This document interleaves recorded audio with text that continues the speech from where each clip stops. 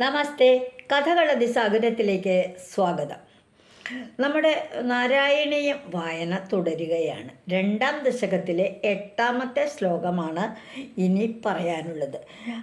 ഈ ദശകത്തിൽ പറയുന്നത് കർമ്മജ്ഞാനം, കർമ്മയോഗം, ജ്ഞാനയോഗം, ഭക്തിയോഗം, ഇവ മൂന്നിൽ കൂടെയും ഭഗവാനിൽ എത്താനായിട്ട് സാധിക്കും. കർമ്മയോഗം വളരെ കഷ്ടമാണ്, ദുഷ്കരമാണ്, ഒരുപാട് കാലങ്ങൾ ചെയ്തുകൊണ്ടിരിക്കണം. ജ്ഞാനയോഗമാകട്ടെ കർമ്മയോഗത്തിന് ശേഷം മാത്രം പ്രാപിക്കാൻ പറ്റുന്ന ഒന്നാണ്. അതും ഒരുപാട് കാലം ഒരുപാട് ജ്ഞാനം നേടിയാൽ മാത്രമേ ഭഗവാനിലേക്ക് മുക്തി ലഭിക്കത്തക്ക വിധത്തിലേക്ക് ഉയരാനായിട്ട് സാധിക്കുള്ളൂ. എന്നാൽ ഭക്തിയോഗമാകട്ടെ ശ്രവണത്തിലൂടെ, ദർശനത്തിലൂടെ, സ്പർശനത്തിലൂടെ ഒക്കെ നല്ല കീർത്തനങ്ങൾ കേട്ടിട്ട്, നാമജപം നടത്തിയിട്ട്, പാരായണം നടത്തിയിട്ട്, കഥകൾ കേട്ടിട്ട്, നല്ല ചിത്രങ്ങൾ, എങ്ങനെ ഭഗവാന്റെ ജീവിതചരിത്രവുമായിട്ടുള്ള പല ചിത്രങ്ങൾ കണ്ടിട്ട്, അങ്ങനെയൊക്കെ, അല്ലെങ്കിൽ വിഗ്രഹങ്ങൾ ഉണ്ടാക്കിയിട്ട്, ചിലർക്ക് അതിലായിരിക്കും സന്തോഷം കണ്ടെത്താൻ പറ്റുന്നത്. എത്ര ഭംഗിയായ കൃഷ്ണ വിഗ്രഹങ്ങൾ ഉണ്ടാക്കും, രാധയുടെ വിഗ്രഹങ്ങൾ ഉണ്ടാക്കും, മറ്റ് പല വിഗ്രഹങ്ങളും ഉണ്ടാക്കും. അതിലൂടെയെല്ലാം ഭക്തി പ്രകടിപ്പിക്കാനായിട്ട് സാധിക്കും. കർമ്മയോഗത്തിലും വരുന്നുണ്ട് ഈ വിഗ്രഹ നിർമ്മാണമൊക്കെ. അതും ഒരു കർമ്മമല്ലേ. പക്ഷേ പ്രതിഫലമിച്ഛിക്കാതെ ചെയ്യുന്ന കർമ്മമാണ് ഭക്തിയിലേക്ക് എത്തിക്കുന്നത്. ഈ വക കാര്യങ്ങളാണ് ഈ 2-ാമത്തെ ദശകത്തിൽ പറഞ്ഞത്. നമുക്കിനി വായിക്കാനുള്ളത് 8-ാമത്തെ ദശകമാണ്. ഞാനിപ്പോൾ 7-ാമത്തെ ശ്ലോകത്തെ, അതിൽ 7-ാമത് നമ്മൾ വായിച്ച ശ്ലോകത്തിൻ്റെ ഒരു പരിഭാഷ ഒന്ന് വായിക്കുക, തൊട്ട് മുമ്പുള്ളതൊന്ന് ഓർമ്മിക്കാൻ വേണ്ടി മാത്രം. കർമ്മജ്ഞാനയോഗത്തേക്കാൾ മോക്ഷം നേടാനെന്നുമെന്നും, കർമ്മജ്ഞാനയോഗത്തേക്കാൾ മോക്ഷം നേടാനെന്നുമെന്നും ഭക്തിയാണോ ശ്രേഷ്ഠമെന്നു മാമുനീശ്വരർ. മഹാമുനിമാരൊക്കെ പറയുന്നുണ്ട് ശ്രേഷ്ഠമായിട്ടുള്ളത് ഭക്തിയാണെന്ന്. ഉജ്ജ്വല പ്രേമാത്മീകമാം ഭക്തിയോഗം ജനങ്ങൾക്ക് അത്യായാസമില്ലാതെന്നും ലഭിച്ചിടുന്നു. ഭക്തി വലിയ അധ്വാനമൊന്നുമില്ലാതെ ലഭിക്കുകയും ചെയ്യുന്നു. ഇനി അടുത്ത ശ്ലോകം, 8-ാമത്തെ ശ്ലോകം ഞാനൊന്ന് വായിക്കാം, ശ്രദ്ധിച്ചോളൂ. നിഷ്കാമം നിയതസ്വധർമ്മചരണം യത്കർമാഭിയോഗാഭിതം തദ്ദുര്യോത്യഫലം യഥൗപനിഷദജ്ഞാനോപലഭ്യം പുനാ തത്വവേക്തതയാ സുദർഗമതരം ചിത്തസ്യ തസ്താദ്വിഭോ ത്വത്പ്രേമാത്മകഭക്തിരേവ സതതം സ്വാധീയസി ശ്രേയസി. ഇത് പദം പിരിച്ചു നോക്കുമ്പോൾ നിഷ്കാമം നിയതസ്വധർമ്മചരണം യത് കർമ്മയോഗാഭിതം എന്ന് പറഞ്ഞാൽ എന്താണ്? ഫലം ആഗ്രഹിക്കാതെ, നിഷ്കാമം, ഒന്നും പ്രതിഫലമിച്ഛിക്കാതെ നമ്മൾ ചെയ്യുന്ന സ്വധർമ്മം, അതായത് നിത്യ നൈമിത്തികങ്ങളായ വിധിപ്രകാരമുള്ള സ്വധർമാനുഷ്ഠാനമെന്ന യാതൊന്ന് കർമ്മയോഗമെന്ന് പറയുന്നു. എന്ന് പറഞ്ഞാൽ നമുക്ക് അറിയാവുന്ന ജോലികൾ, ഭഗവാന് വേണ്ടിയുള്ള ജോലികൾ, പാവപ്പെട്ടവരെ സഹായിക്കുന്നത് തീർച്ചയായിട്ടും ഭഗവത് പ്രീതിക്ക് അർഹതപ്പെട്ട ഒരു കർമ്മമാണ്. അതിന് പ്രതിഫലമൊന്നും ഇച്ഛിക്കരുത്. നമ്മളെ വലത് കൈ കൊണ്ട് കൊടുക്കുന്നത് ഇടത് കൈ അറിയരുതെന്ന് പറയുന്ന പോലെ നമ്മളിൽ ഭൂതതയെ ഉണ്ടാകുന്നത്, പാവപ്പെട്ടവർക്ക് കരുണ ചൊരിയുന്നത്, ഇതൊക്കെ ഭഗവാനോട് ചെയ്യുന്ന ഒരു ഭക്തിമാർഗമായി കരുതാം. അതുപോലെ തന്നെയാണ് ക്ഷേത്രത്തോടനുബന്ധിച്ച് നമ്മൾ ചെയ്യുന്ന ജോലികൾ. നിവേദ്യം വയ്ക്കുന്നു ചിലർ, നിവേദ്യം വയ്ക്കുന്നത് പ്രതിഫലം ഇച്ഛിക്കാതെയാണ് ചെയ്യുന്നതെങ്കിൽ അതൊരു പുണ്യകർമ്മം തന്നെ. അതിന് പ്രതിഫലം നമ്മൾ വാങ്ങുമ്പോൾ അതൊരു ജോലിയായി, ഉപജീവന മാർഗമായി. ഇങ്ങനെ വരുന്നത്. ഭഗവാന് വേണ്ട പൂവും പുഷ്പങ്ങളും മാലകളും ഒക്കെ ഒരുക്കി കൊടുക്കുന്നു, ക്ഷേത്രമുറ്റം വൃത്തിയാക്കുന്നു, വേണ്ട പൂജാപാത്രങ്ങൾ കാര്യങ്ങൾ അവിടത്തേക്ക് ആവശ്യമായിട്ടുള്ളതെല്ലാം, കുറച്ച് പാല് നിവേദിക്കാൻ കൊണ്ടു കൊടുക്കുന്നു, വെണ്ണ നെയ്യ്, അങ്ങനെ ക്ഷേത്രത്തിലേക്ക് ആവശ്യമുള്ള. ചിലർക്ക് എത്ര വലിയ ഒരു കർമ്മയോഗമാണ് ചെയ്യുന്നത്. മരങ്ങളിൽ കൊത്തുപണികളൊക്കെ ചെയ്തിട്ട് ഭഗവത് വിഗ്രഹങ്ങൾ ഉണ്ടാക്കിയിട്ട്, കരിങ്കല്ലിൽ വിഗ്രഹങ്ങളൊക്കെ ഉണ്ടായിട്ട് ഭഗവാൻ സമർപ്പിക്കുക. നല്ല നല്ല ഫലങ്ങൾ, പുഷ്പങ്ങൾ, തോയം, വെള്ളം, അങ്ങനെ പണം, ഇതൊക്കെ ഭഗവാന് സമർപ്പിക്കുക. അതൊക്കെ കർമ്മയോഗത്തിൽ വരുന്ന കാര്യങ്ങളാണ്. അത് പ്രതിഫലം ഇച്ഛിക്കാതെ ചെയ്യണം. ഭഗവാനെ നമ്മൾ ഇങ്ങനെ ഒരുപാട് നേരം എനിക്ക് ഇന്ന കാര്യം സാധിച്ചിട്ടുണ്ടെങ്കിൽ ഞാൻ ഭഗവാൻ ഒരു 101 ഉറുപ്പ്യ അങ്ങോട്ട് തരാം. അത് പ്രതിഫലം ഇച്ഛിച്ച് ചെയ്യുന്നൊരു ദാനമാണ്. ഒരു പച്ച മലയാളത്തിൽ പറഞ്ഞാൽ കൈക്കൂലി കൊടുക്കല. അതൊന്നും ഭക്തി മാർഗത്തിലേക്ക്, മുക്തി മാർഗത്തിലേക്ക് നമ്മളെ നയിക്കുന്നില്ല. ദുര്യേത്യഫലം, അത് യഥാർത്ഥത്തിൽ പ്രതിഫലം നിശ്ചയിക്കാതെ ചെയ്യുന്ന കർമ്മഫലങ്ങൾ തന്നെ ഒരുപാട് കാലം അനുഷ്ഠിക്കേണ്ടിയിരിക്കുന്നു. ഔപനിഷത ജ്ഞാനോപലഭ്യം എന്ന് പറഞ്ഞാൽ പിന്നെയുള്ളത് ജ്ഞാനമാർഗ. ഈ കർമ്മമാർഗം ചെയ്ത് ഒരുപാട് കാലം ആധ്യാത്മിക വഴിയിലൂടെ സഞ്ചരിച്ച് കഴിയുമ്പോൾ നമ്മൾ ജ്ഞാനയോഗത്തിലേക്ക് പോകാനുള്ള ഒരു എന്താ പറയണ്ടേ, 1-ാം ഘട്ടം കഴിഞ്ഞ് 2-ാം ഘട്ടത്തിലേക്ക് എന്ന് പറഞ്ഞ ഒരു യോഗ്യത കിട്ടും. അതായത് ഇന്ദ്രിയ പ്രത്യക്ഷമല്ലാത്തത്, അതാണ് ഇവിടെ പറയുന്നത്. ചിത്തസ്യ ദുർഗമതര, നമ്മുടെ മനസ്സിനെയും ഇന്ദ്രിയത്തെയും നമുക്ക് പിടിച്ചു നിർത്താൻ സാധിക്കണം. ദുർമാർഗങ്ങളിലൂടെ ചലിക്കാതിരിക്കാൻ പറ്റണം. നമ്മുടെ അധര വ്യായാമം, മറ്റുള്ളവരെ പറ്റി ദൂഷ്യങ്ങൾ പറയുന്നതൊക്കെ മാറ്റി നിർത്തണം. അതൊന്നും പാടില്ല. പ്രേമാത്മക ഭക്തിയേവ, അല്ലയോ മഹാവിഷ്ണു വിഭോ, അതുകൊണ്ട് അങ്ങയെക്കുറിച്ചുള്ള ഭക്തി തന്നെയാണ് ഏറ്റവും യുക്തമായിട്ടുള്ള മാർഗം. സതതം സ്വാധീയസി ശ്രേയസി, അത് എപ്പോഴും അതിമധുരമാണ്, ശ്രേയസ്കരവുമാണ്. ശ്രേയസി എന്ന് വെച്ചാൽ ശ്രേയസ്കരവുമാണ്. ഈ ശ്ലോകം ഞാൻ ഒന്നുകൂടി വായിക്കുകയാണ്.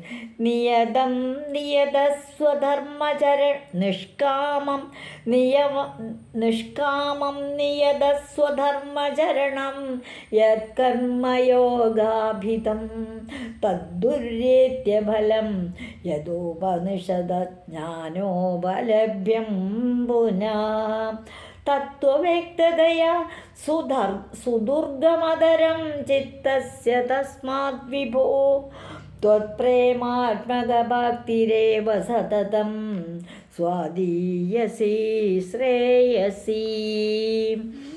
കർമ്മമാർഗവും ജ്ഞാനമാർഗവും ദീർഘകാലം ചെയ്താൽ മാത്രം നമുക്ക് ഭക്തി കൈവരികയുള്ളൂ.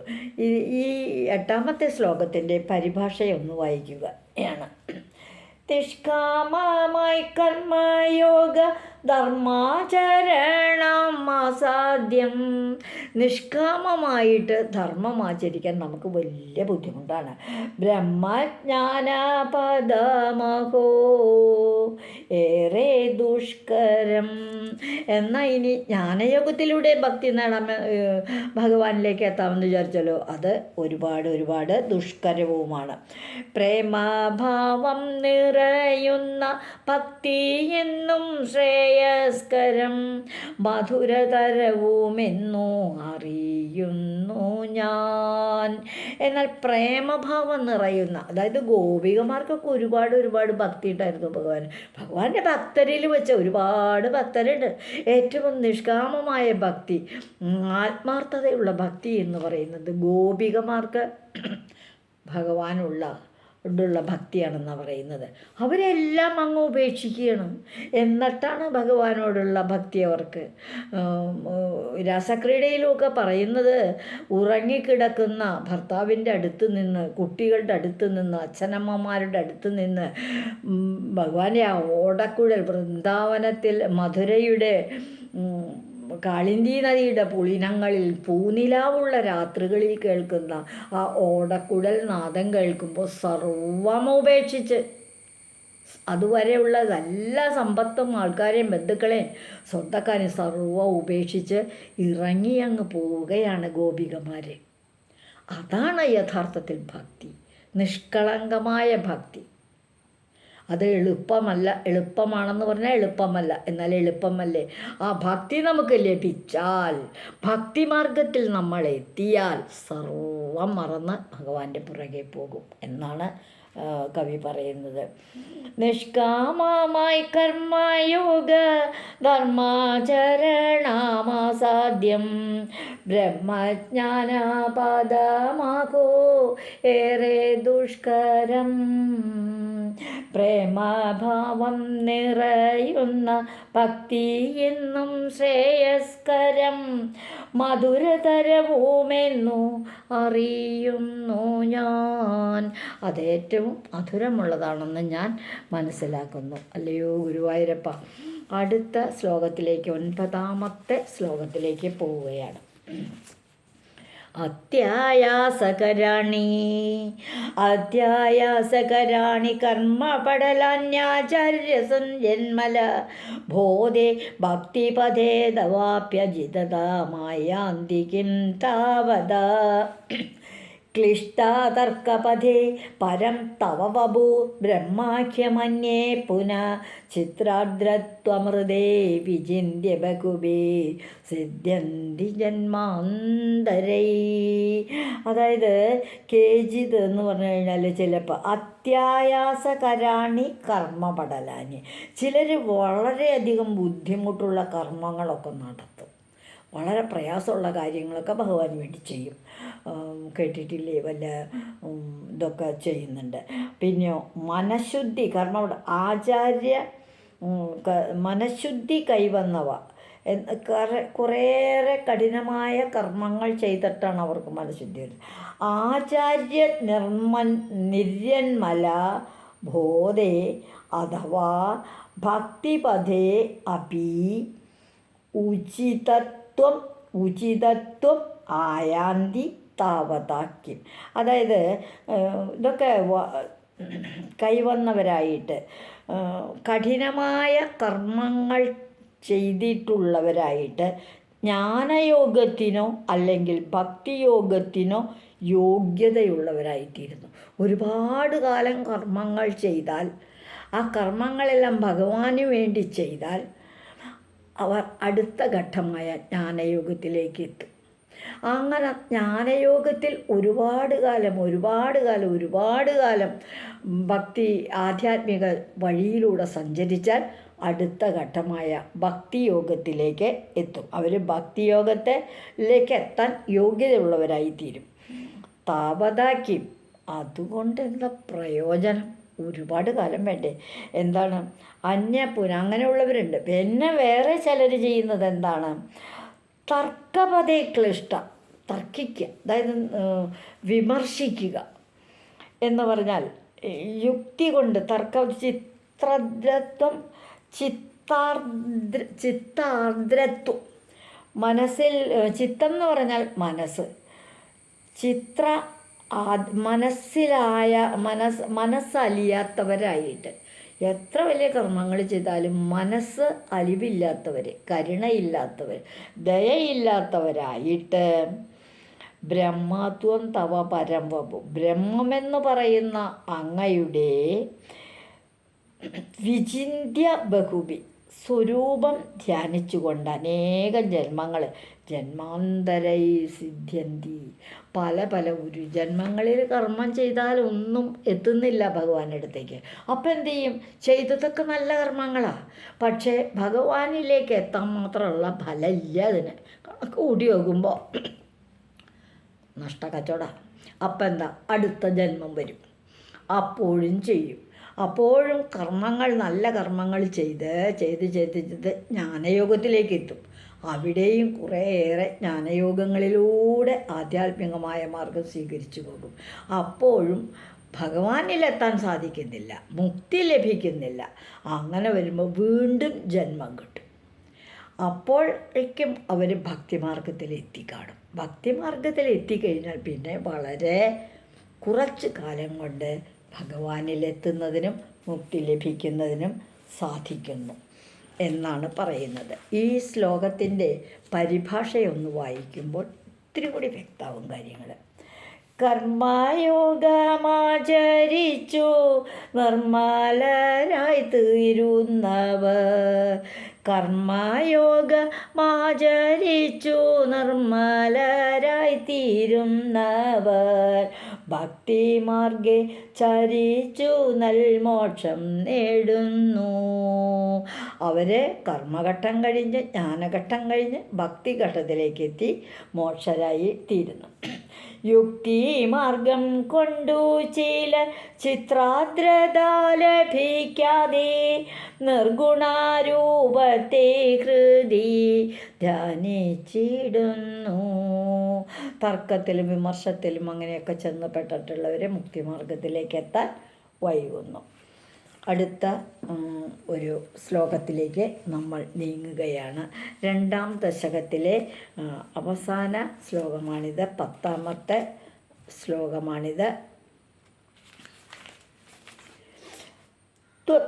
ത്വദ്ഭക്തിസ്തു കഥാരസാമൃതജ്ജരി നിർമർജനേന സ്വയം സിദ്ധ്യന്തി വിമലപ്രബോധപദവീമക്ലേശസ്തന്വന്നതി.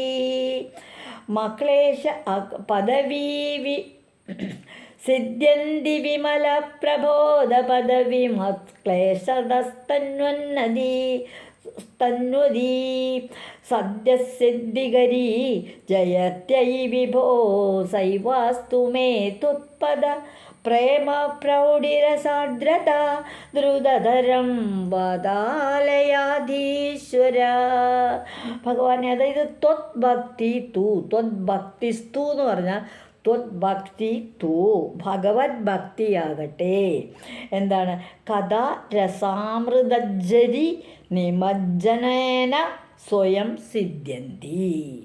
അങ്ങനെയാണ് പദം മുറിച്ച് വരുമ്പോൾ. കഥാ രസാമൃതജ്ജരി നിർമർജനേന സ്വയം സിദ്ധ്യന്തി. ഭഗവത് കഥ, കഥാരസാമൃതം, ഭഗവത് കഥ പറയുകയും പിന്നെയോ നിർമർജനേന സ്വയം എന്ന് വെച്ചാൽ കഥ പറയുക, കഥ കേൾക്കുക ചെയ്യുന്നതിലുള്ള അത് കേൾക്കുമ്പോൾ ഉണ്ടാകുന്ന ഒരു രസം, അതിൻ്റെ ഒരു സുഹൃതം, അങ്ങനെ ലഭിക്കുന്ന അമൃത പ്രവാഹത്തിൽ ഒരു നല്ല കീർത്തനം കേൾക്കുമ്പോഴുള്ളൊരു സുഖം, നല്ലൊരു ഭഗവത് കഥ കേൾക്കുമ്പോഴുള്ളൊരു സുഖം, അതിൽ നിന്ന് ലഭിക്കുന്ന ആ അമൃതിൽ മുഴുകിപ്പോകുന്നതിനാൽ, ആ കഥയിൽ ലയിക്കുന്നതിനാൽ, കീർത്തനത്തിൽ ലയിക്കുന്നതിനാൽ, പാരായണത്തിൽ നമ്മളങ്ങോട്ട് സർവം മറന്ന് ഭഗവാന്റെ കീർത്തനങ്ങൾ പാടുന്നതിൽ നിന്ന് താനേ വന്നു ചേരുന്നതാണ് സ്വയം സിദ്ധ്യന്തി, തന്നെത്താനെ നമുക്ക് ലഭിക്കുന്നതായിട്ടുള്ള വിമല പ്രബോധ പദവിയും അക്ലേശതാ തന്വതി. ശുദ്ധ ബ്രഹ്മജ്ഞാനമാർഗത്തെ പ്രയാസം കൂടാതെ നമുക്ക് ലഭിക്കും.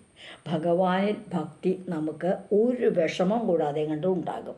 നല്ല ഭഗവത് കഥ കേൾക്കുമ്പോഴും ഭഗവാന്റെ കീർത്തനങ്ങൾ കേൾക്കുമ്പോഴും നാമം ജപിക്കുമ്പോഴും പുണ്യഗ്രന്ഥങ്ങൾ വായിക്കുമ്പോഴുമൊക്കെ ഉണ്ടാകുന്ന മനസ്സിലുണ്ടാകുന്ന ആ സുഖത്തിലൂടെ ഭഗവത് ഭക്തി നമുക്ക് താനെ സ്വയം സിദ്ധ്യന്തി, താനെ ലഭിക്കും. സദ്യസിദ്ധികരിജയതി, ക്ഷണത്തിൽ മുക്തി നേടുവാൻ പോന്നതായിട്ട് വിജയിച്ചിരുന്നു. ഇതാണ് എളുപ്പത്തിൽ മുക്തി നേടാനുള്ള ഒരു മാർഗം.